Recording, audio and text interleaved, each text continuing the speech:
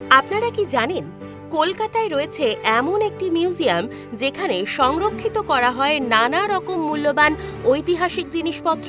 চলুন আজ সেই রকমই একটা জায়গার খোঁজ দেব আপনাদের। জায়গাটি নলিন সরকার স্ট্রিটের 7/B শ্যামমিত্র লেন।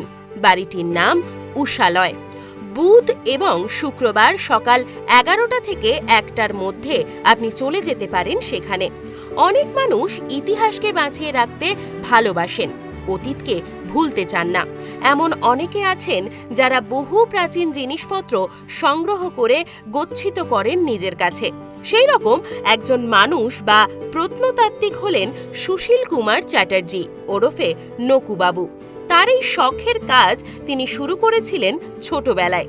তার শ্যামবাজারের বাড়িটিতে গেলে দেখতে পাবেন ওই ঘর জুড়ে রয়েছে 19 শতকের ডোয়ারকিনের ছাপমারা বাদ্যযন্ত্র, পিয়ানো বাজানোর সময়ে বিট ঠিক করার মেট্রোনোম ছাড়াও দ্বিতীয় বিশ্বযুদ্ধের আমলে ব্রিটিশ মিলিটারির মেসেজ রিসিভার। রয়েছে 3000 রেকর্ডে দুষ্প্রাপ্য গান সহ চার্চিল, হিটলার, রুজভেল্ট, সুভাষচন্দ্র থেকে রায়চাঁদ বড়ালের কণ্ঠস্বর।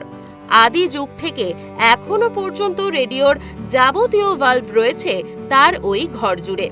শ্যামবাজার এলাকার একটি ছোট্ট গলির বাসিন্দা ছিলেন এই নকুবাবু। তিনি নিজেই তার সংগ্রহের দেখাশোনা করতেন, ঝেড়ে পুছে পরিষ্কার করে রাখতে ভালোবাসতেন তার শব্দবাগান।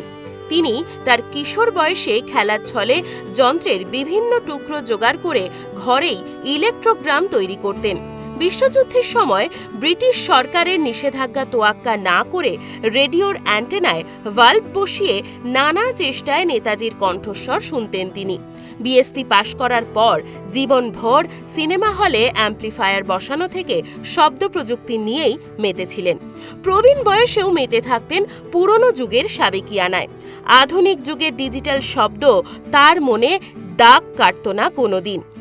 তার মৃত্যুর পর উষালয় নামক সংগ্রহশালার দায়িত্ব এখন তার ছেলে গৌতম চট্টোপাধ্যায়ের হাতে। গৌতম বাবুর কথায় এই সব শব্দের সরঞ্জামই বাবার প্রাণ ছিল, যতটুকু পারবো রক্ষা করব। ঘর ভর্তি পুরনো রেডিও, সাউন্ড প্রজেক্টর, পুরনো ভিডিও রিল, সঙ্গে মিহি থেকে কড়া স্বরে বেজে ওঠা অজস্র রেকর্ড, বহু পুরনো বাদ্যযন্ত্রই বলে দেয় এই ঘরের মাহাত্ম্য।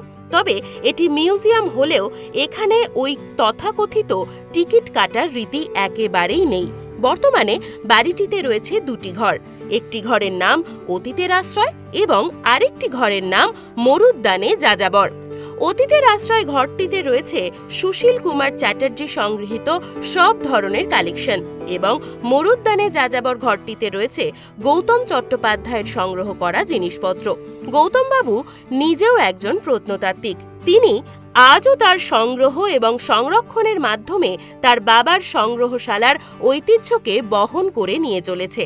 বলা যায় শত শত বছরের ইতিহাস বহন করে চলেছে শ্যামবাজারের এই ঐতিহ্যপূর্ণ বাড়ি উষালয়। এই রকম আরও নতুন নতুন ভিডিও পেতে নজর রাখুন আমাদের চ্যানেলে।